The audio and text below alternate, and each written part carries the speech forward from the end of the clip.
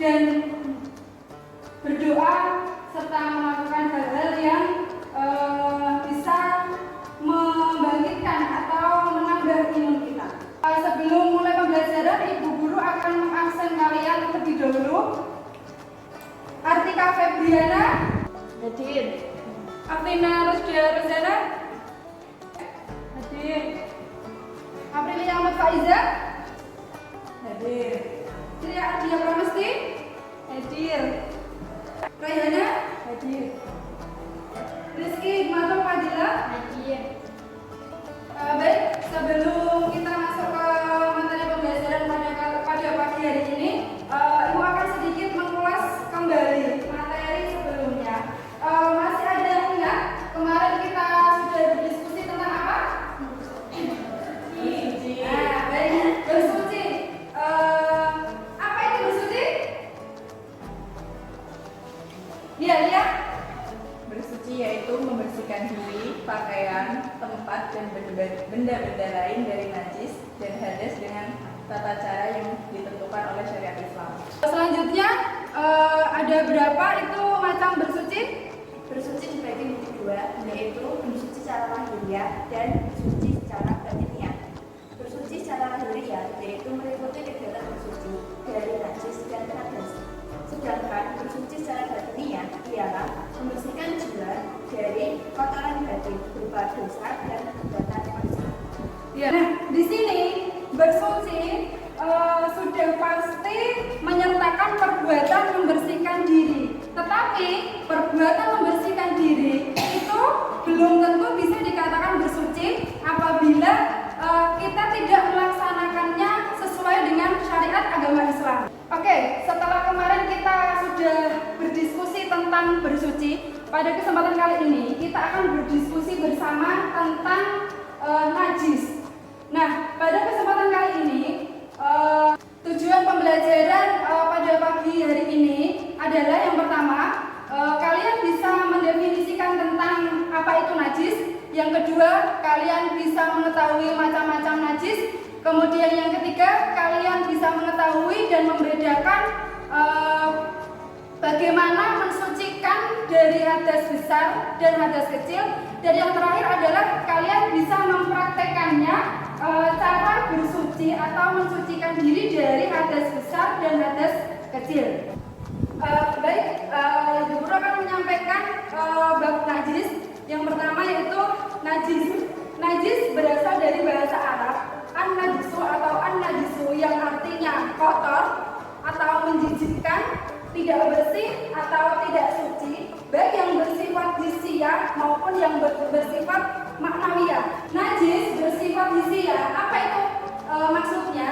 Maksudnya adalah sesuatu atau kotoran yang bisa terlihat atau bisa dirasakan oleh panca indera kita, atau contohnya seperti kotoran manusia, jilatan anjing, air liur anjing, dan lain sebagainya yang termasuk ke dalam najis muballaghah atau najis besar. Kemudian bersifat maknawiyah artinya tidak bisa terlihat atau tidak bisa tersentuh oleh panca indera kita, yaitu yang bisa menodai akidah kita. Contoh perbuatan syirik, perbuatan sombong, takabur, dan lain sebagainya. Sedangkan najis menurut istilah adalah suatu benda atau kotoran yang melekat atau mengotori badan atau pakaian kita sehingga bisa menghalangi sahnya kita dalam beribadah kepada Allah. Kemudian najis menurut ilmu fikih adalah benda yang haram disentuh secara mutlak kecuali dalam keadaan darurat dan harus dibersihkan apabila terkena olehnya. Nah, di sini najis atau kotoran yang terkena di badan kita atau baju kita itu wajib dibersihkan. Karena apa? Karena bisa menghalangi sahnya kita saat beribadah kepada Allah. Jenis-jenis najis ada dua. Yang pertama najis ainiyah dan yang kedua najis hukmiyah. Apa itu najis ainiyah?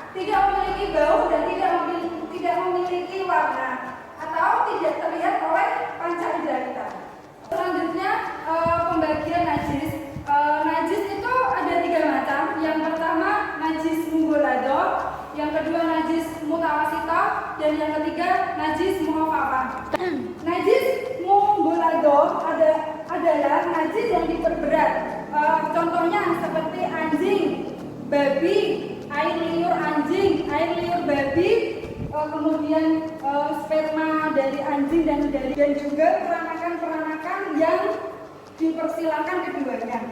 Kemudian yang kedua, najis mutawasita atau najis sedang adalah najis yang berada di tengah-tengah antara najis mughaladhah dan najis mukhafafah. Di sini sesuatu yang keluar dari kubul atau dubur manusia kecuali air mani juga termasuk najis mutawasita. Kemudian najis mukhafafah atau najis ringan adalah najis yang diringankan. Contohnya air kencing bayi yang belum makan apa-apa selain ASI ibu. Nah, dari masing-masing jenis najis tadi itu memiliki tata cara tersendiri dalam mensucikannya. Nah, kemudian ada pun tata cara untuk mensucikan dari najis-najis tersebut adalah yang pertama, tata cara mensucikan dari najis mughaladhah atau najis besar adalah dengan cara membasuhnya hingga 7 kali dengan air dan salah satunya itu dicampur dengan debu. Sebelum kita membasuhnya dengan air yang salah satunya tadi dicampur dengan debu, kita harus membersihkan wujudnya terlebih dahulu. Artinya kalau misalnya itu kotoran manusia, kotoran hewan atau kotoran yang lainnya itu bisa kita buang terlebih dahulu, baru kemudian kita bisa menyiram dengan air sampai 7 kali dan yang salah satunya dicampur dengan debu. Kemudian tata cara mencucikan dari najis yang kedua yaitu najis mutawasita adalah sama halnya juga dengan najis mughaladhah yang pertama, yaitu kita membersihkan dulu wujudnya atau kita bisa membuang dari najis atau kotoran tersebut, baru kemudian kita bisa membasuhnya dengan air sampai hilang warna, bau atau rasa dari najis tersebut, tetapi tidak harus 7 kali, cukup sekali saja. Kemudian tata cara mensucikan najis yang ketiga yaitu najis mukhafafah atau najis ringan yang contohnya itu seperti air kencing bayi yang belum makan apa-apa tapi hanya minum ASI, itu bisa dengan cara mempercikan air ke tempat atau sekitar yang terkena najis tadi, tetapi ketika kita memercikannya itu harus dengan percikan yang kuat. Agar apa? Agar itu bisa menghilangkan dari sisa atau bau dari najis tersebut. Selain kita harus memercikan air dengan kuat, air tersebut volumenya harus lebih banyak dari najis tersebut. Kemudian setelah itu barulah diperas atau dikeringkan. Nah, dalam hal ini tidak disyaratkan air yang dipakai untuk menyucikan itu jadi satu atau tidak diganti, dan airnya itu harus air mengalir. Setelah Ibu menyampaikan bab najis tadi, ada yang perlu ditanyakan atau mungkin ada yang perlu mungkin belum paham, bisa ditanyakan? Saya belum mau bertanya. Iya, silakan. Bagaimana cara pencampuran air dengan debu dalam mensucikan najis mughaladhah? Terima kasih. Ya, baik, terima kasih Fitria. Di sini dalam proses pencampuran air dan debu dalam tata cara pelaksanaan bersuci dari najis mughaladhah itu ada 3. Yang pertama, air dicampur berbarengan dengan debu. Kemudian cara yang kedua dengan cara meletakkan debu di tempat yang terkena najis, baru kemudian disiram dengan air. Kemudian ada pun cara yang ketiga yaitu dengan menyiramkan air terlebih dahulu ke tempat najis najis tersebut, baru kemudian diberi debu dan dicampurnya. Nah, tapi cara yang pertama tadi, cara mencampur air dan debu secara bersamaan. Dari ketiga cara tersebut, cara pertamalah yang paling utama, yaitu dengan cara mencampurkan air dengan debu secara berbarengan. Sudah paham? Setelah kalian paham tentang bab najis ini, sekarang Ibu punya beberapa kasus atau beberapa benda atau barang yang harus kalian diskusikan secara berkelompok. Yang pertama, Ibu akan membagi kalian menjadi 3 kelompok dan nanti masing-masing terdiri dari 2 orang per kelompok, ya. Kita bisa mulai berhitung dari Lia. 1, 2, 3, 1, 2, 3. Nah, setelah kalian berhitung, sekarang kalian bergabung dengan kelompok kalian masing-masing sesuai nomor urutan tadi. Silakan.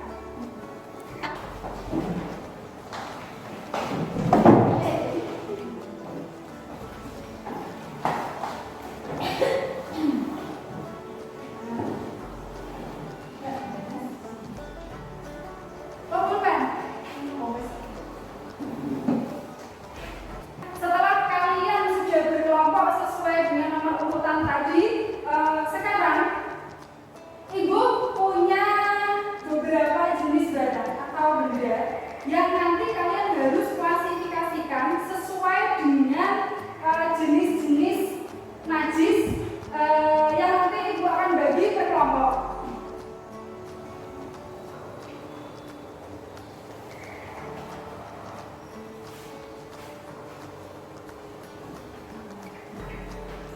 Nah, semuanya sudah dapat masing-masing. Kemudian nanti caranya kelompok 1 mengklasifikasikan dari barang atau benda yang termasuk najis mubalaghah atau tidak.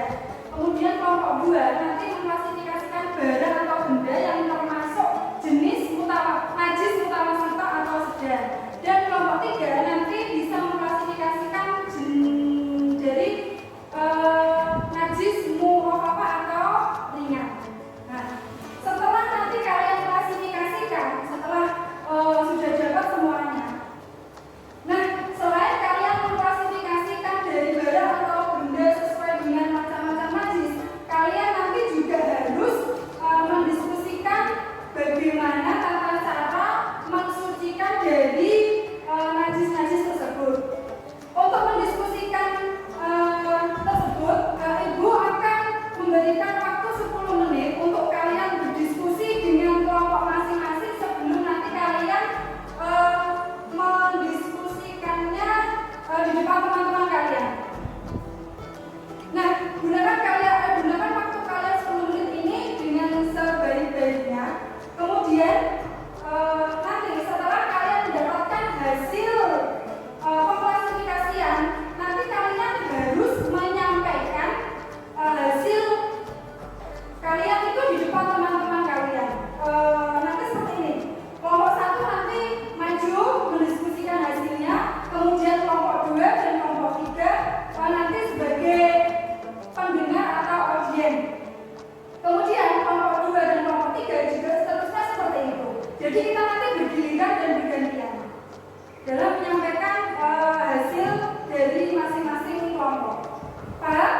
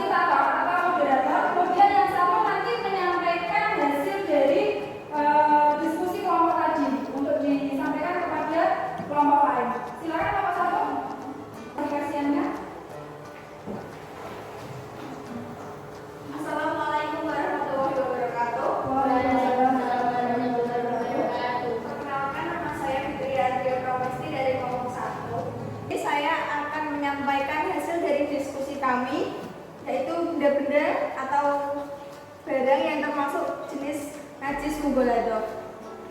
Hasil dari diskusi tersebut akan disampaikan oleh teman saya, Aprilia. Waktu dan tempat saya persilahkan.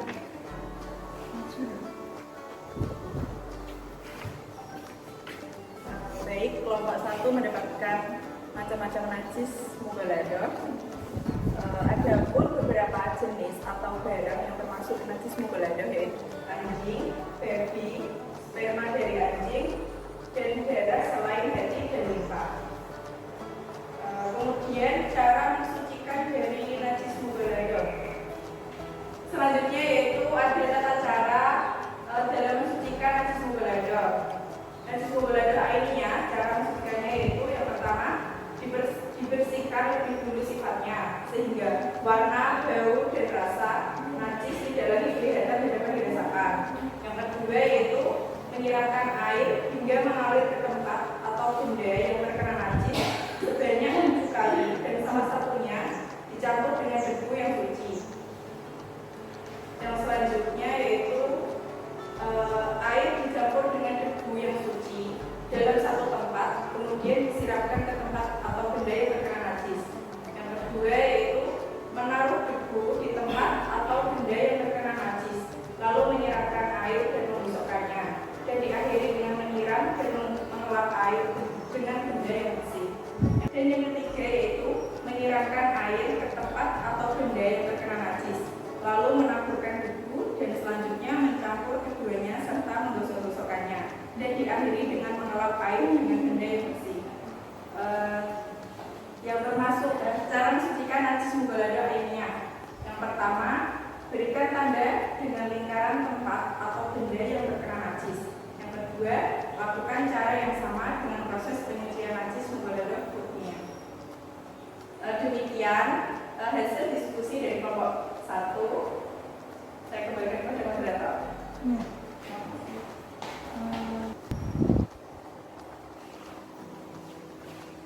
Demikian hasil penjelasan dari kelompok kami. Ada yang mau menambahkan atau bertanya?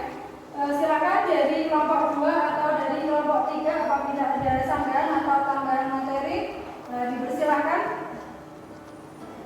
Tidak ada? Oke, kalau tidak ada, silakan lanjut ke kelompok 2. Terima kasih. Wassalamualaikum warahmatullahi wabarakatuh. Waalaikumsalam warahmatullahi wabarakatuh. Beri tepuk tangan meriah. Kelompok 1. Selanjutnya kelompok 2, silakan.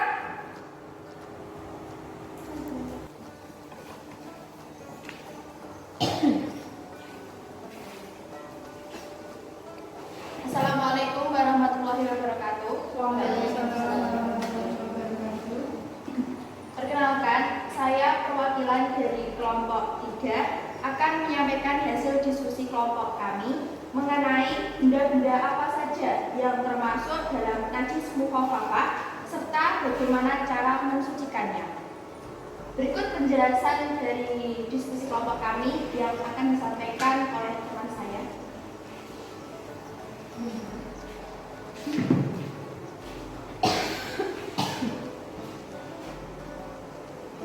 Adapun benda atau barang yang termasuk najis mukhafafah yaitu air wajib, kotoran, air luka atau air bisul, air empedu, atau apapun yang keluar dari lambung.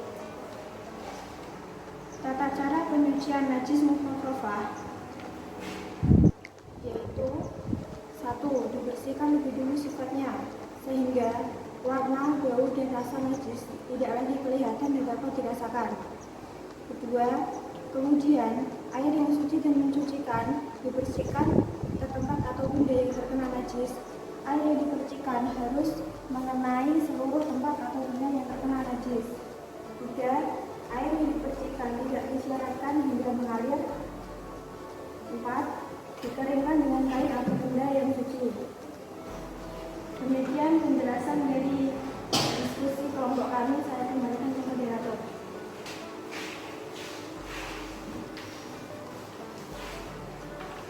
Terima kasih kepada para audien yang telah berkenan untuk mendengarkan diskusi dari kelompok kami.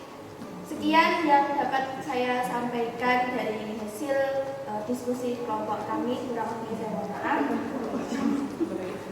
Sebelum saya tutup, adakah yang ingin bertanya atau ingin menambahi tentang Ya, silakan dari kelompok 1 atau kelompok yang lain. Apabila ada tambahan atau pertanyaan? Ya, oke, cukup. Silakan lanjut kelompok berikutnya.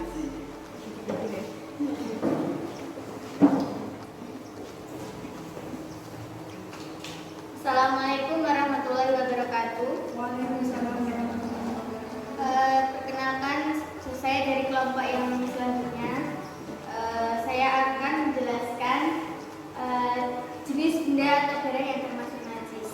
Dan adapun penjelasannya akan disampaikan oleh rekan saya, Ina.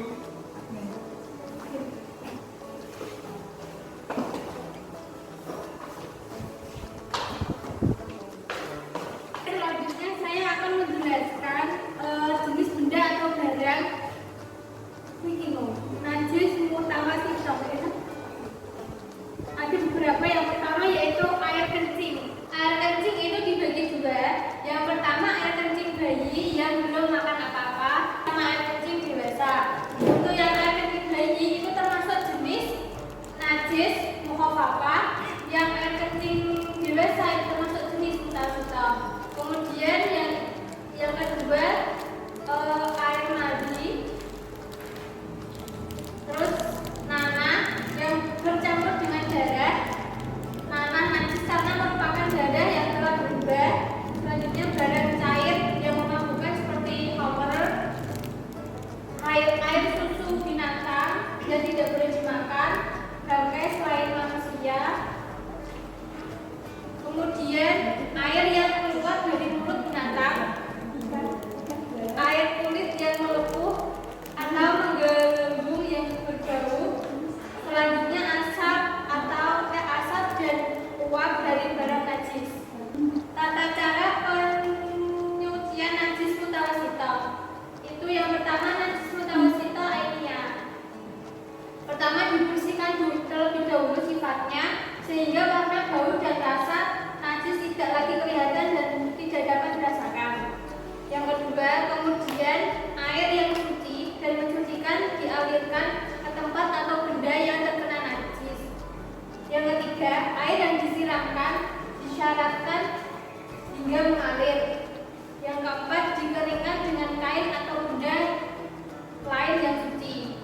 Kemudian najis mutawasithah hukumnya. Yang pertama, tempat atau benda yang terkena najis dilingkari lebih dahulu untuk memastikan pembersihan air secara tepat.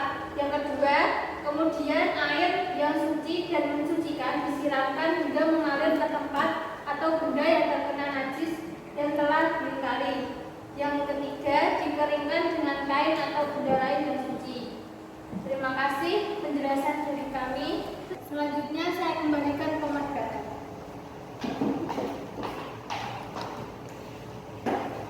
Demikian hasil dari diskusi kami. Kurang lebihnya mohon maaf. Sebelum saya tutup, adakah pertanyaan? Silakan dari kelompok lain, ada yang mau bertanya atau menambahi? Cukup. Oke, kalau tidak ada silakan ditutup. Cukup sekian. Kurang lebihnya mohon maaf. Wassalamualaikum warahmatullahi wabarakatuh. Waalaikumsalam warahmatullahi wabarakatuh. Beri tepuk tangan untuk kita semua. Nah, terima kasih kepada masing-masing kelompok karena kalian telah menyampaikan hasil diskusi kelompok kalian dengan sangat baik. Kemudian setelah ini kalian bisa kembali ke tempat kalian masing-masing seperti tadi. Oke, silakan kalian kembali. Baik, terima kasih karena kalian sudah menyampaikan hasil diskusi kalian dengan baik. Setelah kalian berdiskusi bersama tadi, sekarang Ibu akan mengevaluasi hasil belajar kalian. Sekarang bab najis. Najis itu apa? Oke, Ria, silakan. Najis berasal dari bahasa Arab, yaitu anajsu atau anajisu, yang berarti kotor atau menjijikan, tidak bersih atau tidak suci, baik yang bersifat hisiah maupun maknawiah. Oke, terima kasih Putri ya. Najis itu ada dua sifatnya. Siapa yang tahu? Oke, Sasa. Yang pertama bersifat hisiah dan maknawiah. Yang bersifat hisiah adalah najis yang terlihat oleh mata dan bisa dirasakan oleh panca indera. Yang kedua, najis maknawiah itu najis yang menodai hingga tidak dapat dilihat oleh panca. Terima kasih Sasa. Kemudian selanjutnya najis menurut istilah itu apa? Saya mereka menurut istilah, najis adalah suatu benda yang mengotori pakaian atau benda kita yang menghalangi sahnya ibadah kita kepada Allah. Oke, terima kasih. Nah, selanjutnya tadi kan sudah dibahas, kita bahas secara bersama-sama macam-macam najis. Najis itu ada berapa? 3. Ya, apa Putri ya? Najis bulado atau najis besar, najis mutawasito atau najis sedang, Ya. dan najis muhafafah atau najis ringan. Oke.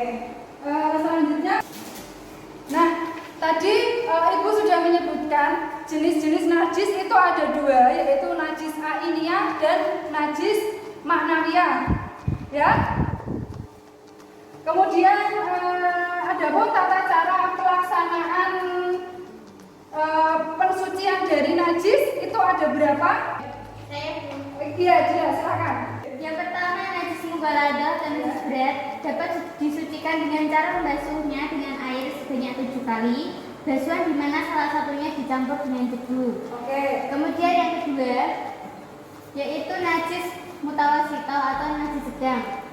Dapat disucikan dengan cara menghilangkan warna, bau atau rasa.